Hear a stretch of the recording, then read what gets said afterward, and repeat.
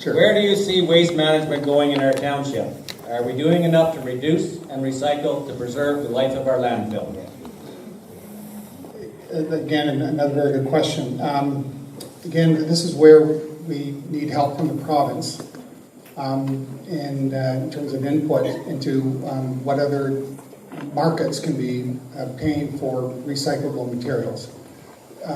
We've got a good landfill there, accessible, good place to bring your cardboard and leaves and whatnot. I know we've had shingles there and whatnot, but we definitely need to find more ways to divert materials out of the landfill and to where they're useful.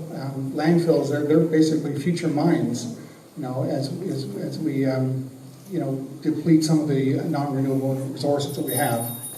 So having been involved in a lot of environmental issues, I'm absolutely in favor of pursuing every way we can to divert materials from the landfill. As a committed recycler, I'm looking for any way I can recycle more materials, and landfills are a huge issue, and we certainly don't want to get into the situation where we have to truck things out, and I know that the Arnprior landfill site, I think, is pretty well getting up to capacity. I'm not sure. But I wouldn't mind seeing how we can bring in other facilities, like, I know we have to take our paint cans and things like that to Renfrew, but it'd be nice if we could offer something more to at our landfill site, beyond, so people can bring more things. So I'm all for looking at avenues to stretch recycling abilities.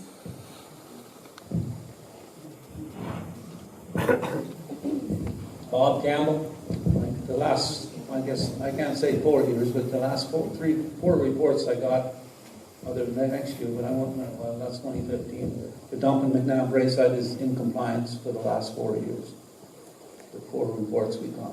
Now, what we're doing there, we've improved it a lot. We grind all the chips up, we use it for cover. It saves us a lot of money on sand. We've got styrofoam, we've cardboard, newspaper, containers, aluminum, metal, white metal, and everything. And we get paid for it when they draw it away, and they've got a set of scales in it. The previous council put scales in, so we know exactly what comes in, what comes out. And we get a cost. We get, I think, $7,000 or $8,000 a year from the metal we get out of it that we recycle.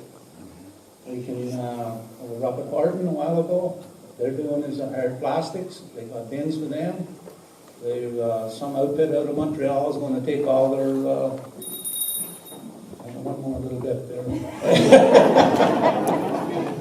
The chip rock and that, and some of the contractors in there are starting to sort the chip rock and getting their chipped away. Thanks, Bob. From what I understand. Thanks.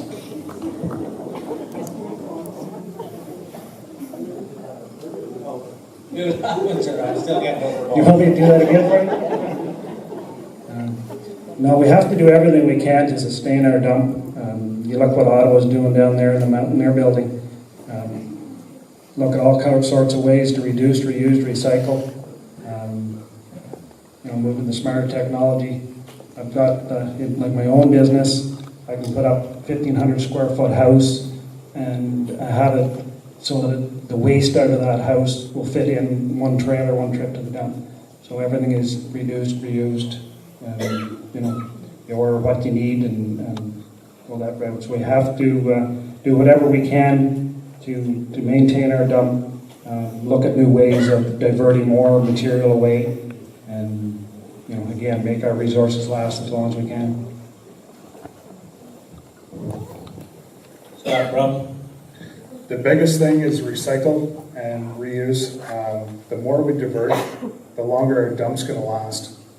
And if we don't have enough material to recycle, there's no reason why we can't get on board with other municipalities around the area. If we don't have the numbers, then we can make the numbers. We can join, we've had so many different places around. There's no reason why we can't join with Arnprior, Renfrew, and do different recycling depots. And the more you inform the people, the more they will recycle. And in that, we're just diverting away, and it's going to make sure that the dump is there for many years to come.